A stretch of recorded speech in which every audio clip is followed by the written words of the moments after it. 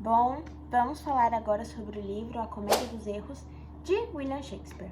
Antes da gente começar a falar sobre o livro, vamos falar um pouquinho sobre o autor, que eu acho que todo mundo conhece, mas vamos conhecer um pouquinho sobre ele mais a fundo. Então é o seguinte, William Shakespeare, ele nasceu dia 23 de abril de 1564 e morreu dia 23 de abril de 1616. Então, sim, ele nasceu e morreu no mesmo dia e no mesmo mês. Ele nasceu no Reino Unido, na Inglaterra, então, consequentemente, ele falava o inglês britânico.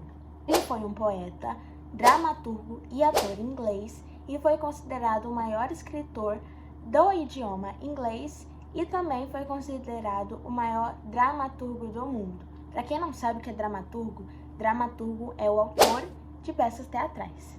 Bom, então agora que a gente conhecia mais um pouquinho sobre o autor, vamos falar sobre o adaptador. Porque como eu disse anteriormente, William, ele falava inglês. Então, para a gente conseguir estar lendo esse livro, ele precisou ser traduzido e adaptado. E isso foi feito pelo Flávio de Souza. E que adaptação?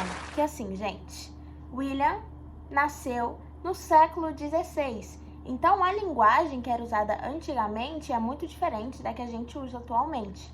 Então, eu diria que a adaptação, a linguagem escrita no livro, foi feita de uma maneira em que todo o público conseguisse ler, desde as crianças até os idosos, porque é uma leitura rápida, divertida e fácil de se entender.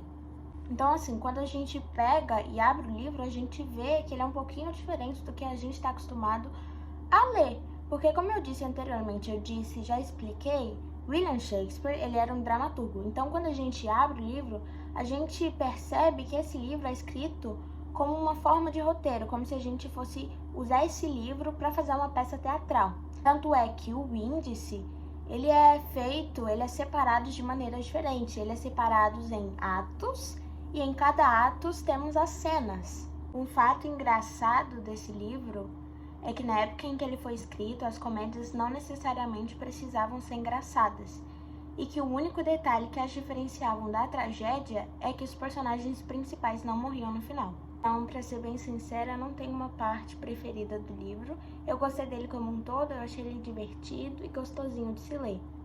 Eu diria que o livro também não tem um plot twist, porque desde o início dá pra se perceber qual é o final do livro, mas eu achei ele divertido. Por ser uma comédia, ainda mais que antigamente não precisava necessariamente ser engraçado, eu achei ele divertido e engraçado até.